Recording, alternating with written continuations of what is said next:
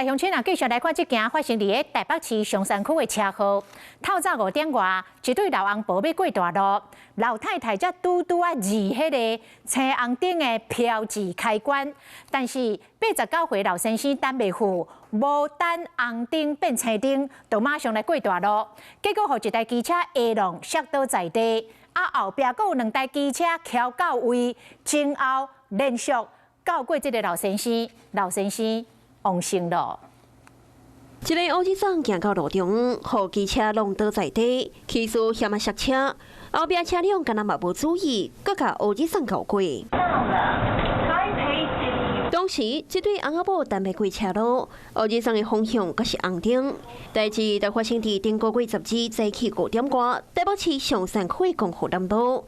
当时，乌鸡仔因某是行前号志开关。伊毋过乌鸡仔无等变灯，就先讲冲红灯，互第一台奥多摆弄倒在地，后壁车也拢无注意，小连刷甲乌鸡仔搞过，乌鸡仔送病院了后，3个救无活。基本上按了也要等一下，等绿灯你才可以。就是到绿灯亮才会走。这个路口伫松山本草园区边啊，真侪车拢会对正经过。车红灯是4灯的号志，行前都要先试开关，等大概60秒才会变青灯。